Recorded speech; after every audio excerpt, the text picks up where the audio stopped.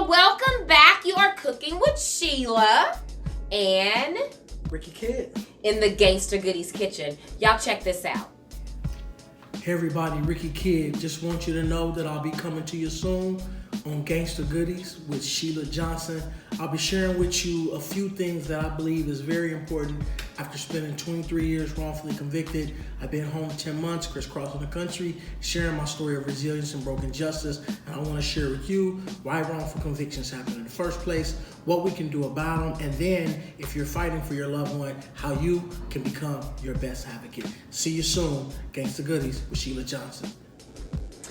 Okay, y'all, many of us we've heard the term wrongful convictions, but some of us may not have direct experience with it. But this week's guest has direct personal experience. Can you tell everybody your name? I'm Ricky Kid, wrongfully convicted for 23 years and 3 months, recently exonerated as of 10 months ago. I'm here, I'm happy, and I'm ready to eat some of this home-cooked food. And talk about how wrongful convictions happen in the first place, what we can do about them to fix them, and then what you can do if your loved one is caught in the system to become your best advocate. So I'm excited. Love it. I am too. Stay tuned. Today's ingredients include just some good old ground beef, y'all. This is grass-fed ground beef, about a pound and a half. We've got some Mike peas, smoky sweet, some garlic, and some Mike peas mango habanero. That's how we're gonna flavor these burgers. Stay tuned, y'all. Okay, y'all. I know that's a lot to take in, but you're gonna learn a little more as we step through this process. So today we're going to do hamburgers.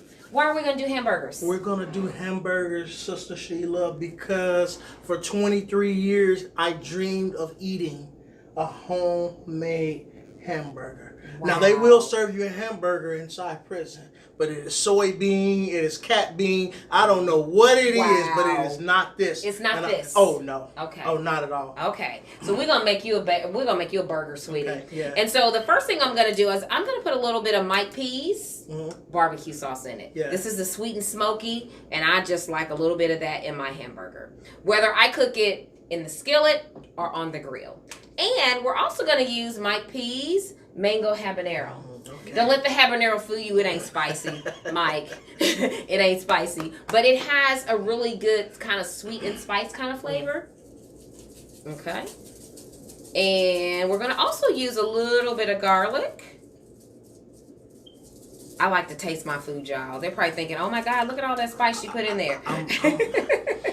Y'all ain't catching the aroma right now, but I am. I know, those spices smell good, don't they? It's good. It's good. Then I just take it, and you know what? I'm going to put a glove on so I can just do it how my mama would do it. And because, you know, now if it was just me, y'all, I wouldn't even put a glove on. Yeah. But, you know, it's, here we go. And so we're just going to mix that all in. And so that it is all evenly mixed. Can I play? Yes, absolutely you can. There's a glove. Yes. I get to play. See? There we go. All right. Let me play. There we go. All right. You know, when I was little, I wanted to be a chef. Did you? Yeah, I always dreamed of being a chef. Okay. Then a rapper. Okay. And then a poor choice of being a dealer. And then wrongfully convicted. And now a motivational speaker and an advocate for criminal justice reform. So that's awesome. It worked out. It worked out. Yeah. Yes, it Are worked good out. Then? We're good. And so I'm just going to take a few, look, put your signature on it. And so I'm just going to take it and I always just roll them in a ball like that. And I don't know what this does, but that's how my mom did it. Okay. And so, because my mama was the smartest woman that, you know, ever was in my life, I figured she know what she doing with that burger. Yeah, usually they do. Yeah, they do, don't they? Yeah, mamas are something else. Okay, and so then I'm just going to put this down here. And I'm going to take the spatula and flatten it just a little bit. Now, if you flatten it too much, it takes the juices out. It does. Yeah, it does. Yeah. So that's about as flat as we're going to let that get. Okay. Okay? Yeah. And so, you guys, we're going to let these burgers cook. Do you like your burger medium well done? Medium well. Medium well? Yeah, no pink. No pink. Whatever that's called. Yes, Yeah, yes, that. yes. So when we come back, we're going to sit down, we're going to taste these burgers, and you're going to learn more about Mr. Ricky Kid's story. Y'all stay tuned. Stay tuned. Okay, y'all, we are back, and we're going to taste these cheeseburgers, these homemade burgers. I hope you like them. So let's get started, because you're gonna have to tell people what you think. I will. Okay, so I definitely will. I could tell by the smell. Get I you can a tell bun. by the smell that it's gonna be well. See, I love that.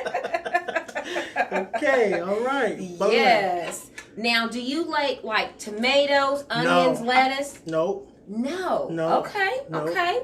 Oh, lettuce. Yes. Lettuce. Okay. Yes. Yep. What about mayo, mustard? Yes, I do. I do all of that. Okay. I'm a mayo kind of girl too. Yeah. And this is real mayo. Okay. Okay. This is the truth. The truth. We've had a discussion about that with another guest that was on. We talked about the difference between salad dressing and real mayo. Yeah. So this is real mayo, yeah. y'all. And just really one of the reasons why this is a treat, because it's real. Like, we didn't get that in prison. The stuff was not real. Wow. It's the worst. It's probably mostly water and then maybe white paint. I mean, I'm being funny, but it's far from the real. You're not going to get nothing organic, pure, real, raw. It's just not going to happen. If you get lettuce, it's going to be on its last lettuce day. You better eat and eat it fast. That's just the reality of how it is in there. So, yes, ma'am. Oh, my goodness. Yeah, that is the type of nightmare it was. Oh, sweetie. So we're talking about wrongful convictions, and you did 23 years in the state of Missouri system. 23 years in the state of Missouri. Wow. Yeah, wrongfully. Wow. Yeah, and they knew who committed the crime. The prosecutor knew all along. She withheld key evidence from day one. From day one, it came out 23 years. She's since been fired, and they're trying to take her license now, but yeah. Yeah, they should, Yeah. Knew all along. Once she had already charged, I guess we unpack some of this here in a second, but once I was already charged, it came out who actually committed the crime, and she just wanted to keep rolling with it. So she buried what came out. And then my new legal team discovered that years later, and it helped result in my homecoming. So, wow. And this day, this burger day right here. Yes. Gangsta goodies, Sheila Johnson, y'all. So I'm so grateful. Okay, there we go. All right. I'm going to cut this and take a little bite. I haven't had a burger in a while, too. Now, because I don't eat a lot of beef, because I'm trying to be a little more conscious of that, is when I do buy beef, I buy the grass-fed. You can go to your local Aldi's. I love it. It's like a pound and a half, and grass-fed. So I buy the best cut of the meat that I can possibly get to help me in that journey of eating better. Yeah, I said I was going to start doing this too. We were talking a little earlier off camera about eating better and more healthier after I had my fill for the last 10 months. That's but okay. Really, you deserve it. Yeah. But at the same, I also deserve to live a little bit long. Yes. Especially after what I've been through. So, yeah. Yeah. Let's see here. Let's see. Oh my goodness. Yeah. I'm just gonna bite. Go ahead. I just want. Can I do that? Yes. Can I do what that? you want to do. Yes. Okay. Let's see. I love it. Okay. I can play. I waited 23 years to eat a homemade burger. Wow. Because they did not serve these in prison. You're not gonna get a burger like this in prison. So here goes. I ain't gonna say here goes nothing. Here goes everything. Conscious of my words. Yes.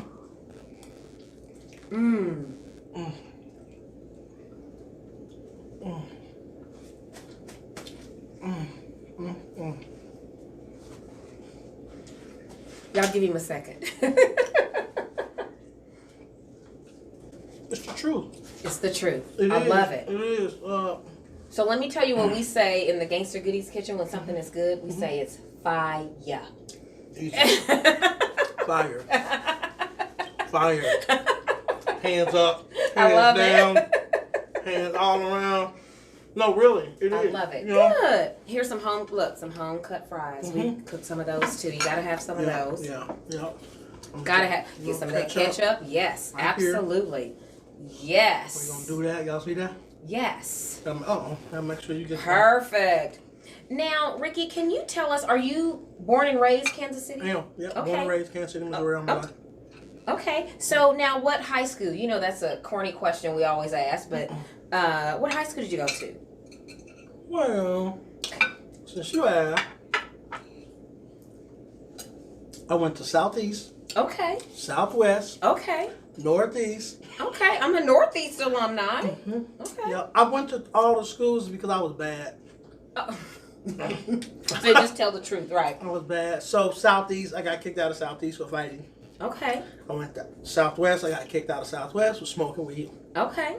Then I went down to Northeast, I'm from out South. Okay. So I went all the way to Northeast and fighting. Got kicked out of there for fighting. So, but I was always bright-minded, and I try to tell young minds, like, really be careful. Be careful about the type of choices that you make, because I was most likely to succeed. I wasn't voted, but I would have been. And I really had all the mental faculties to really be the best me. Right. But I was really clowning for no real reason. And then ended up getting kicked out of these schools. Ultimately, I had to go take my GED, passed it with a 270. The first time? The first time.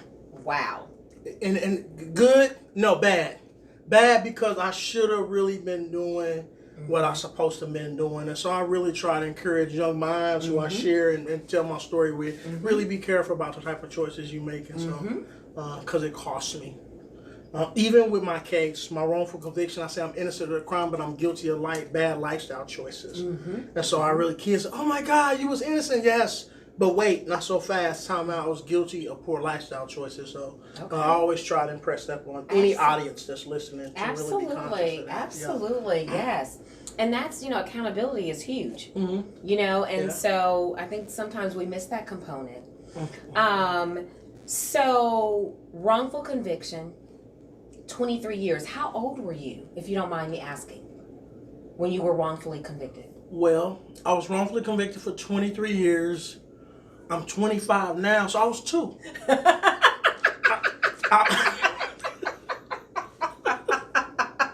I love it. I was 2, y'all. I was 2. They did that to a 2-year-old. Look at me. That's cold-blooded. How can you do that? Oh, my goodness. They gave me my bottle, my pacifier, and said, get in there. I wasn't even potty trained. That's crazy. I love it. Unbelievable. No, seriously, I was 21 when I was charged. 1996, I was charged. Okay. A year later, the trial took place. And so when I got convicted, I was 22. Okay. And I went to prison at 22 and turned my whole life upside down. I was a dealer, but I wasn't in a crime like that. I wasn't violent. I didn't grow up in gangs or anything like. Really, I come from a good stock, a good family. No family in prison or nothing like that. A family like yours, a sister, an auntie, a mother, a beloved, beautiful. Your family, beautiful. Inviting me here. This is where I come from. Okay. But just trying to cut those corners. Really, just trying to cut those corners. And end up cutting myself on the leg and bled out all the way to prison. Wow. I thought they was taking me to Truman. They took me to prison. But yeah, so I was. Wow. I have another question. I always ask guests to share some sort of food memory, like when you were growing up, or something that if there was a tradition that your family practiced, or something that maybe even something while you were incarcerated that you missed about those food gatherings with your family. Yeah, my family was centered around food. I think a lot of African American families have centered their connectivity, their fellowship around food, and it was the same for me. So food always meant the time to get together, to talk, to laugh, to cut up, to enjoy a good meal, and that was wiped away. That was wiped away from me, right. Sister Sheila. So in prison, you're going to chow hall. They're going to come over the intercom and say, get ready for chow. Maybe 2 minutes later, and you're going to go out in an assembly line.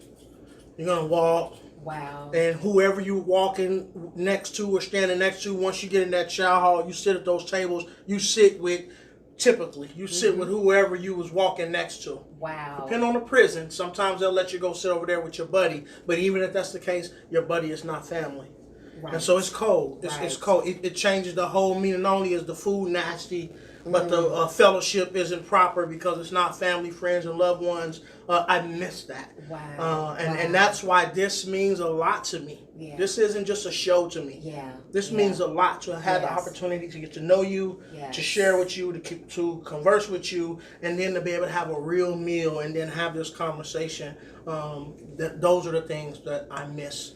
And I rush. Yes. To get back to anytime there's a real opportunity to have that again. So. Absolutely. So, Ricky, can you tell me and then tell the viewers, how does a wrongful conviction happen? And then what do we do about that? Yeah. I mean, how do you fix that? Yeah, good question. That's a real good question. Okay. And that's what I've been doing since I've been home, Sister I'm going to still eat. Yeah, have at it. Yeah, have at it. I've been crisscrossing the country sharing my story of broken justice and resilience. The broken justice part as far as what happened to me, how it happens, and then resilience, the ability to be able to spring back. People say, how did you spring back so strong and you're bubbly? And that's called resilience. I'm actually going through official training. I'll actually be starting workshops to teach other people how to activate their resilience. But more so to your question, wrongful convictions happen for many of reasons. One is because of failed public defender systems. Our public defender systems are not properly funded across the country. Missouri is ranked 49th as the worst out of our 50 states, the worst. And so just to give you context for that, when the prosecutor's office here in Missouri gets about $3,000 per case, and the public defender gets about $300 per case. And so you have a constitutional right to have a lawyer, but here's $300 for that lawyer. While we're going to give the prosecutor's office $3,000. So she has all those resources. Well, a lawyer can't possibly properly defend you, even if she's a young, good lawyer. How is it even possible to defend a client? In my case, 2 counts of first-degree murder, 2 counts of armed criminal actions. The evidence is there that he's innocent, but she just was outwitted. She was outfoxed. She was outweighed with finances or resources, with time and energy. And so that's one way. Okay. That's one way it happened. In fact, PBS NewsHour did a 6-part podcast called Broken Justice on my case. And it really unraveled exactly what I'm talking about. If you haven't seen it, you may want to go check that out on Spotify. Link up so people can go and watch that. It really answers your question. Okay. One of the reasons. Another of the reasons what happened in my case is the prosecutor withheld key evidence. And so that's called a Brady violation. What that is when the prosecutor knows that there's evidence that may be favorable to you, she has an obligation to turn that over. And the defense has the same obligation too, to turn any evidence over to both sides to make it even and fair. But what often happens, according to the National Registry not according to what I'm saying, according to the National Registry of Exonerations who actually track this stuff, what actually happens is 54% of wrongful convictions is a result of prosecution misconduct. Where they have cheated. Essentially, they've cheated. Ooh, this will show that he didn't do it, and they'll put it in their back pocket somewhere. And so those are at least 2 of the reasons why wrongful convictions happen. You can have snitch testimony. They use a lot of what they call jailhouse.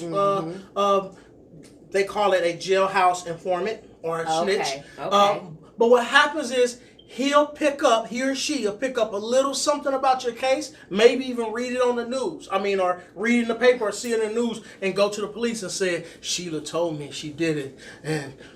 And so for years, laws has been very loose about what should be the standard for that. Not that if a person is saying that and it's the truth, the prosecutor has the right to use it. But the prosecutors and the police often know, as in my case, they knew that the guy was the one witness who sent me to prison. They should have known every reason. Our ex-police commissioner, Alvin Brooks, many people in our community know him. He came to my defense. He came to my aid. He came to my hearing and testified that no way that Ricky Kidd should have ended up in prison, that the detective should have known better. He's been a career officer. He's been in law enforcement all his life, even before he went to ad hoc and done some other things. And he testified and really broke down to the judge, this is what they should have done. No way should they did that. And so they really bungled my case. And one of the things he said was, no way should they have listened to this witness. Because it just wasn't consistent. It was falling apart at the seams. It was not believable. And so those are just a few Those are just a few of the reasons, sister. So how we fix that?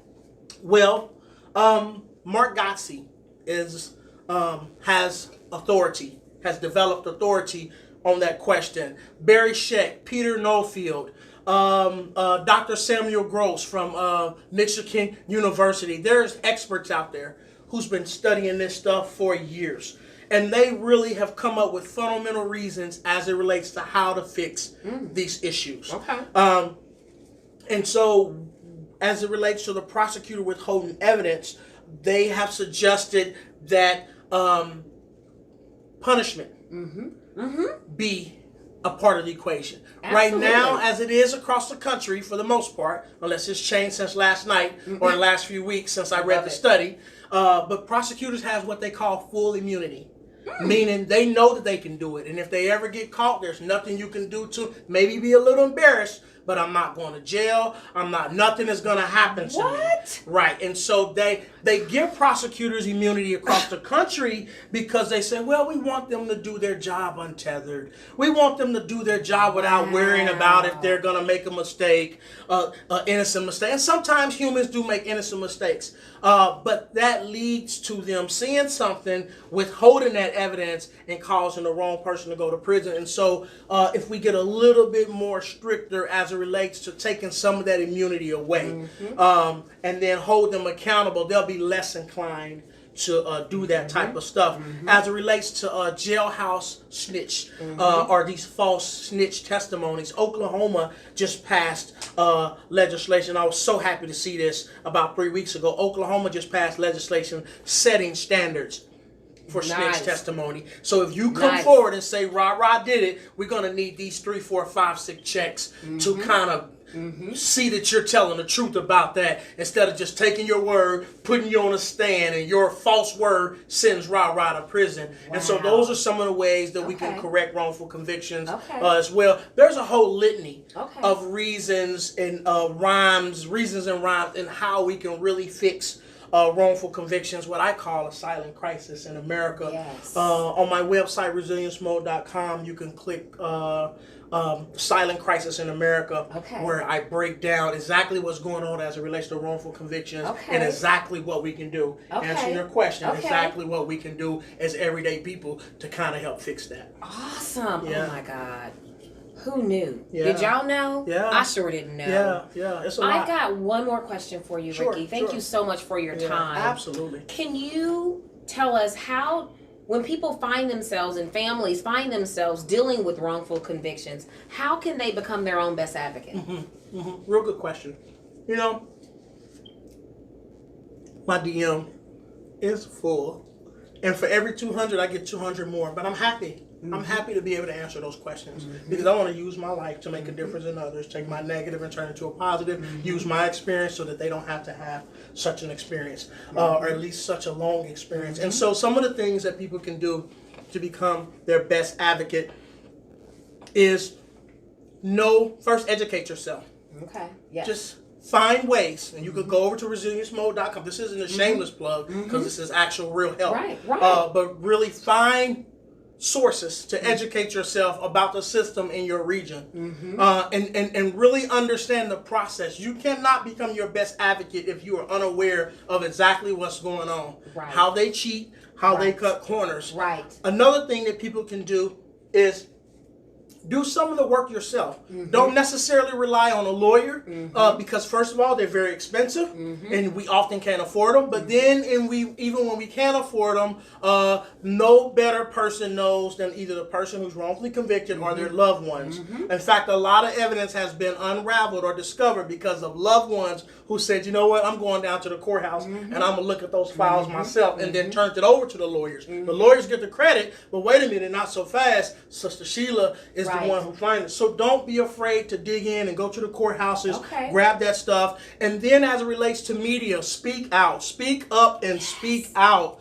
Speak up. We like to go to work and mumble it at the break room and then tell my son or my loved ones in prison, but speak up and speak out. And then learn how to be able to speak up and speak out. I help people over at Resilience Mode. I'm going to start training classes here soon because those DMs, it's about 400. And all of these, and they haven't stopped. lot. People want to know, my love is in prison. How can I help? How can I help? Yes. What can I do? And so I worked on a authentic, and what I believe is a very helpful outline that shows people how to become their best advocate, and then how to avoid some pitfalls too, sister. Because sometimes you can speak out about what you found, and you might need to get it in court first. So let's say you go and you find something, and you say, I knew it all along, that witness. You shouldn't have said that yet. That's like playing cards and showing your hand. So sometimes advocates, being your best advocate, is knowing when to hold and knowing when to fold, knowing when to show your hand and knowing when not to show your hand. Because if that good evidence is shown before it's presented to the court, you can end up losing that good piece of evidence. The court will say, well, it was available to the public. The public heard it through the Channel 4 or Channel 5, and so there's no credibility to it. You altered what the witness would have said when you showed it in the newspaper, so we really got to be careful, know when and know when not to. Wow. That is such good information. Yeah. I mean, and who would know the ins and outs of that, you know? I want you guys to go over, and because we all know someone, you know, we all know someone. Go over to tell the name ResilienceMode.com. and check it out. You know, allow it to be a resource and a way to lift and guide you as you struggle and fight, you know, through that process. Ricky, thank you so much. Absolutely. Thank you so much for sharing. And I couldn't think of a better time to have this conversation than right now. What's going on in our country. Over this delicious meal. I'm going to take another bite here. Yes, I want y'all to see, before we get out of here, I'm going to need you to see me take another bite of this meat from Sheila Johnson, Gangsta Goodies. Here I am, 23 years in the making. I love the way she made it.